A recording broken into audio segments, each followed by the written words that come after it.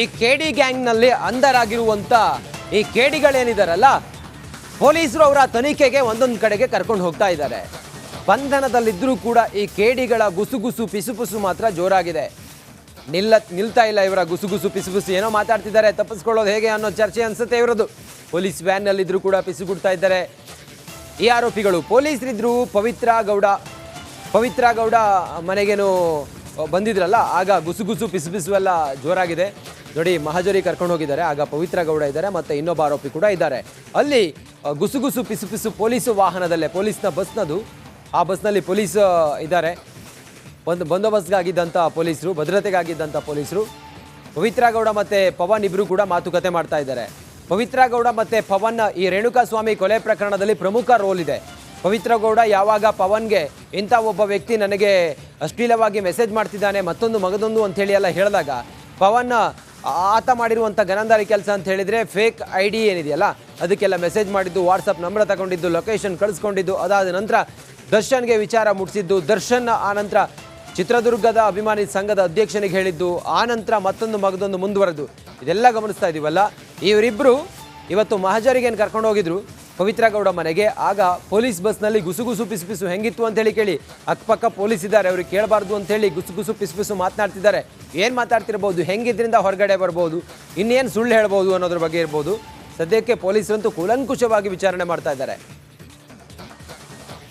ಈ ಕೇಡಿ ಗ್ಯಾಂಗ್ನಲ್ಲಿ ಅಂಧರಾಗಿರುವಂಥ ಈ ಕೇಡಿಗಳೇನಿದಾರಲ್ಲ, ಪೊಲೀಸರು ಅವರ ತನಿಖೆಗೆ ಒಂದೊಂದು ಕಡೆಗೆ ಕರ್ಕೊಂಡು ಹೋಗ್ತಾ ಇದ್ದಾರೆ.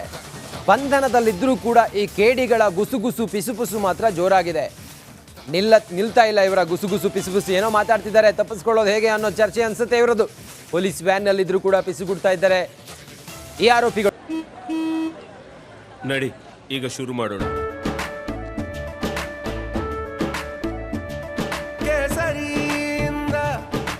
ಮನೋಲ್ಲಾಸ ಮನಸ್ಸು ಮತ್ತೇರಿ ಕುಣಿದಾಡಿದೆ ನೋಡು, ಮನಸ್ಸು ಮತ್ತೇರಿ ಕುಣಿದಾಡಿದೆ ನೋಡು.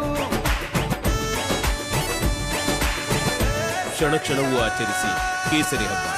ವಿಮಲ್ ಬಾಯಲ್ಲಿ ಹೇಳಿ ಕೇಸರಿ.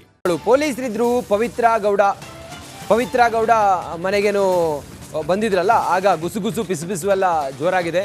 ನೋಡಿ, ಮಹಜರಿ ಕರ್ಕೊಂಡು ಹೋಗಿದ್ದಾರೆ. ಆಗ ಪವಿತ್ರ ಗೌಡ ಇದ್ದಾರೆ, ಮತ್ತು ಇನ್ನೊಬ್ಬ ಆರೋಪಿ ಕೂಡ ಇದ್ದಾರೆ. ಅಲ್ಲಿ ಗುಸುಗುಸು ಪಿಸುಪಿಸು ಪೊಲೀಸ್ ವಾಹನದಲ್ಲೇ, ಪೊಲೀಸ್ನ ಬಸ್ನದು, ಆ ಬಸ್ನಲ್ಲಿ ಪೊಲೀಸ್ ಇದ್ದಾರೆ. ಒಂದು ಬಂದೋಬಸ್ತ್ಗಾಗಿದ್ದಂಥ ಪೊಲೀಸರು, ಭದ್ರತೆಗಾಗಿದ್ದಂಥ ಪೊಲೀಸರು.